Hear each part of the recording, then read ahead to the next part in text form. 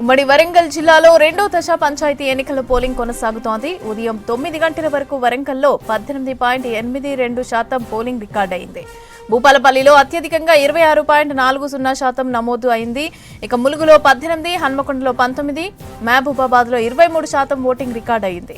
జనగామలో అత్యల్పంగా 16.30% నమోదయ్యింది. ఇక మొత్తం 508 గ్రామ పంచాయతీల్లో పోలింగ్ జరుగుతోంది. 56 గ్రామ పంచాయతీలు ఏకగ్రీవమయ్యాయి. 1686 మంది అభ్యర్థి సర్పంచులు బరిలో నిలిచారు. 4937 వార్డులకు గాను 917 ఏకగ్రీవమయ్యాయి. ఇక పోలింగ్ కేంద్రాల దగ్గర 144 సెక్షన్ విధించారు పోలీసులు. సమస్యాత్మక ప్రాంతాల్లో భద్రతను కట్టుదిట్టం చేశారు.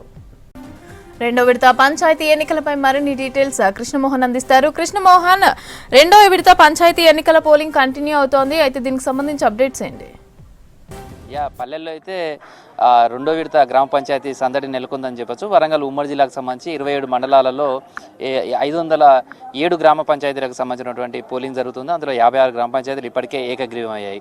ఉదయం నుంచే ఓటు హక్కు వినియోగించుకునేందుకు పెద్ద ఎత్తున ఓటర్లు తరలి వస్తున్నారు. అయితే మనం పోలింగ్ కేంద్రాల దగ్గర చూస్తే ఉదయం 7 గంటల నుంచి 9 గంటల జరిగిన పోలింగ్ కావచ్చు, ప్రస్తుతం ఉన్నటువంటి పోలింగ్ సరళిని చూస్తే బాగా రూరల్ ఉన్నటువంటి ప్రాంతం కావచ్చు, ఏజెన్సీ ప్రాంతంలోనేమో ఓటర్లంతా బారులు తీరి ఉన్నారు.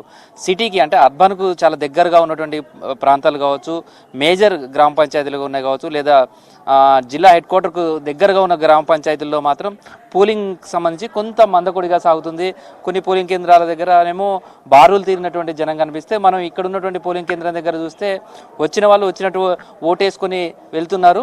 కొంత తక్కువ ఓటర్లు కనిపిస్తున్నారు. ఉదయం కనిపించినంతగా ఇప్పుడు కొద్దిసేపటి నుంచి అయితే ఓటర్లు చాలా తక్కువగా కనిపిస్తున్నారు. కానీ వచ్చిన వాళ్ళైతే ఖచ్చితంగా తమ ఓటు హక్కును వినియోగించుకొని వెళ్తున్నారు.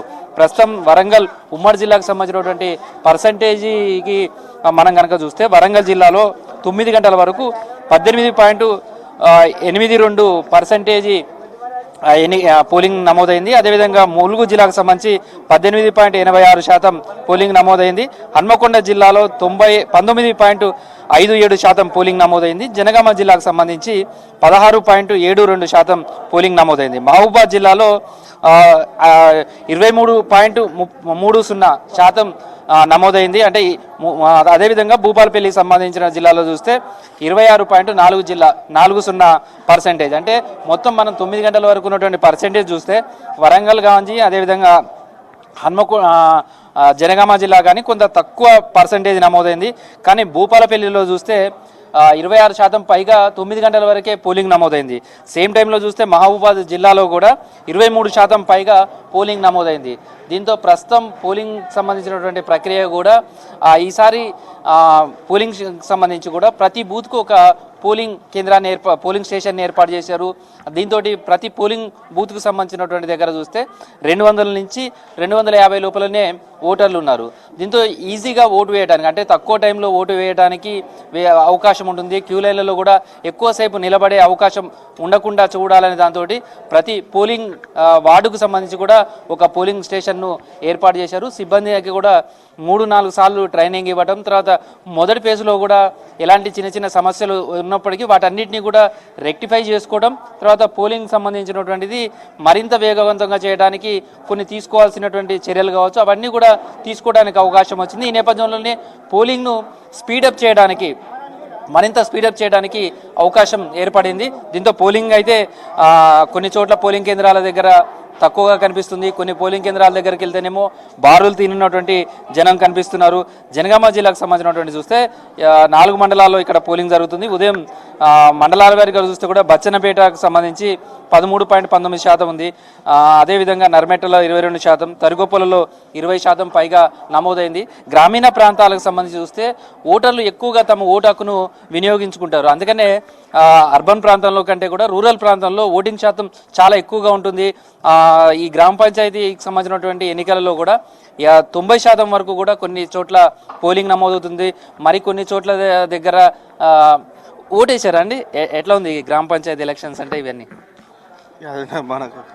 ప్రస్తుతం అయితే టౌన్లలో ఉండేవాళ్ళు కూడా, అంటే ఈ గ్రామాల నుంచి ఉద్యోగరీత్యా కావచ్చు, ఉపాధి కోసం కావచ్చు, రకరకాల కారణాలతో గ్రామాన్ని వదిలిపెట్టి వెళ్ళినటువంటి వాళ్ళంతా కూడా ఖచ్చితంగా గ్రామ పంచాయతీ ఎన్నికలలో వచ్చి ఓటు వేయటం అనేది మనం చూస్తాం. అందుకే ఇక్కడ పోలింగ్ శాతం ఖచ్చితంగా ఎక్కువ ఉంటుంది. ఎక్కడున్నప్పటికీ కూడా జనరల్ ఎలక్షన్స్ అంటే కూడా గ్రామ పంచాయతీ ఎలక్షన్స్లలోనే ఎక్కువ మంది ఓటు హక్కును వినియోగించుకుంటారు.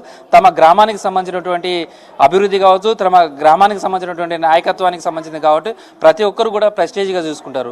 గ్రామ పంచాయతీకి సంబంధించినటువంటి సర్పంచ్ అనే పోస్టు చాలా కీలకంగా ఉంటుంది కాబట్టి సర్పంచ్ కావాలి, తమ సొంత ఊరిలో పరిపాలన చేయాలి, ఒక ప్రజాప్రతినిధిగా ఎదగడానికి ఇది ఒక మెట్టుగా భావిస్తారు కాబట్టి గ్రామ పంచాయతీ ఎలక్షన్స్లలో చాలామంది పోటీ పడుతుంటారు. అందుకే మనం గ్రామ పంచాయతీకి సంబంధించినటువంటి ఎలక్షన్స్ చాలా సందడిగా ఉంటుంది. అయితే ఈ ఎన్నికలకు సంబంధించి పార్టీల రహితంగానే ఎన్నికలు జరుగుతాయి. కానీ ప్రధాన పార్టీలకు సంబంధించిన వాళ్ళు కూడా డైరెక్ట్ మద్దతు ఇస్తుంటారు. వాళ్ళ మద్దతుకు సంబంధించినటువంటి వాళ్ళు నిలబడుతూ ఉంటారు. సేమ్ టైంలో ఒకే పార్టీ నుంచి ఇద్దరు ముగ్గురు కూడా రెబల్స్ కూడా నిలబడుతూ ఉంటారు. సేమ్ టైంలో కొన్ని చోట్ల అయితే అన్ని పార్టీలకు సంబంధించిన వాళ్ళు కూడా ఒకే అభ్యర్థిని నిలబెట్టినటువంటి కూడా చూసాం. అయితే ఈ ఎన్నికల్లో మాత్రమే కుటుంబాలకు సంబంధించి కూడా చూస్తే కుటుంబ సభ్యులు కావచ్చు, లేకపోతే అన్నదమ్ములే కావచ్చు, లేదా తల్లి కూతుర్లు నిలబడినటువంటి పోటీ పడుతున్నటువంటి గ్రామాలు కూడా ఉన్నాయి. ఓటు వేయడానికి సంబంధించి అనారోగ్యంతో ఉన్న వాళ్ళు కావచ్చు, వికలాంగులకు సంబంధించినటువంటి వాళ్ళు కావచ్చు, లేదా వృద్ధులకు సంబంధించినటువంటి వాళ్ళు ఉన్నటువంటి వాళ్ళకు కూడా ప్రత్యేకంగా ఈ పోలింగ్ స్టేషన్ వద్ద వరకు కూడా సహాయ సిబ్బంది ఉండి వాళ్ళంతా కూడా ఓటు వేయడానికి తీసుకువస్తూ ఉంటారు. వాళ్ళకి కావాల్సినటువంటి ఫెసిలిటీస్ కల్పించారు. అదేవిధంగా సమస్యాత్మక గ్రామాలకు సంబంధించి కూడా ముందుగానే గుర్తించడం, ఆ గ్రామాలలో ఓటింగ్ చాలా ప్రశాంతంగా జరగాలి, అదేవిధంగా ఎక్కడ కూడా ఓటు వేసే విషయంలో కూడా ప్రలోభాలకు గురి చేయకుండా చూడాలనే దానికి సంబంధించి కూడా పోలీస్ శాఖ కూడా భారీ బందోబస్తు ఏర్పాటు చేసింది. పోలింగ్ కేంద్రాలకు 100 మీటర్ల వరకు కూడా నిషేధాజ్ఞలు ఉంటాయి. ఆ తర్వాతనే వాళ్ళకి సంబంధించినటువంటి ఏజెంట్లు కావచ్చు, పోటీ చేసే వాళ్ళు కూడా ఉంటున్నారు. వచ్చే ఓటర్లను కూడా వాళ్ళు విజ్ఞప్తి చేస్తున్నారు తమకు ఓటేయమని. అంతవరకు మాత్రమే పరిమితం అయ్యే విధంగా చూస్తున్నారు. ఎక్కడైనా డబ్బులు కానీ మిగతా ప్రభావితం చేసే ప్రయత్నాలు చేస్తుంటే కూడా కేసులు నమోదు చేస్తామంటూ కూడా హెచ్చరికలు చేయడం కావచ్చు, ఇవన్నీ కూడా చేయడంతో ప్రస్తుతం అయితే పోలింగ్ సంబంధించినటువంటి ప్రశాంతంగా కొనసాగుతుంది. ఇవాళ ప్రధానంగా సండే జనరల్గా హాలిడే మూడ్లో ఉంటారు. 11కు పెద్ద ఎత్తున ఓటర్లు వస్తారనేది అంచనా వేస్తున్నారు. రూరల్ ప్రాంతంలో ఎక్కువ జరుగుతున్న అర్బన్కు సమీపంలో ఉన్నటువంటి గ్రామ పంచాయతీలు కావచ్చు, మేజర్ గ్రామ పంచాయతీలకు సంబంధించి 11 తర్వాత పోలింగ్ పీక్ స్టేజ్లో ఉంటుంది. 11, 12, 1 చివరి 3 గంటలు ఎక్కువ మంది ఓటు వేసే అవకాశం ఉంటుంది అనేది అధికారులు భావిస్తున్నారు. పోలింగ్ శాతం కూడా చాలా ఎక్కువగా ఉంటుంది అని అంచనా వేస్తున్నారు. అంటే మొదటి విడతకు సంబంధించిన పోలింగ్ కూడా చూస్తే 85% వరకు కూడా చాలా జిల్లాలలో 6 జిల్లాలలో కూడా రీచ్ అయింది. కానీ 2019కి సంబంధించినటువంటి గ్రామ పంచాయతీ ఎన్నికలు చూస్తే వరంగల్ ఉమ్మడి జిల్లా వ్యాప్తంగా 91% పోలింగ్ నమోదైంది. కానీ ఈసారి చాలా చోట్ల 5 నుంచి 6% వరకు కూడా తగ్గింది.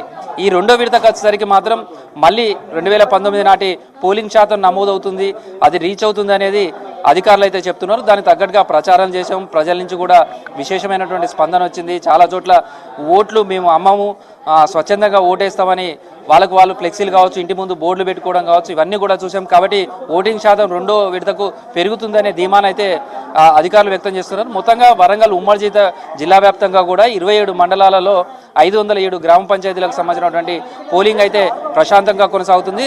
1 గంట వరకు ఎవరైతే పోలింగ్ స్టేషన్లకు వస్తారో, పోలింగ్ బూత్ దగ్గరికి వస్తారో వాళ్ళకు మాత్రమే ఓటు వేసే అవకాశం ఉంటుంది. 1 గంట వరకు ఉన్నటువంటి వాళ్ళకు ఎవరైనా ఎక్కువ మంది ఉంటే వాళ్ళకు టోకెన్లు ఇచ్చి వాళ్ళు ఓటు వేసే వరకు అవకాశం కల్పిస్తారు. 2 గంటలకు కౌంటింగ్ నిర్వహిస్తారు. మొత్తానికైతే వరంగల్ ఉమ్మడి జిల్లా వ్యాప్తంగా కూడా అంతా ప్రశాంతమైనటువంటి వాతావరణంలోనే ఓటర్లు తమ ఓటు హక్కును వినియోగించుకుంటున్నారని చెప్పొచ్చు.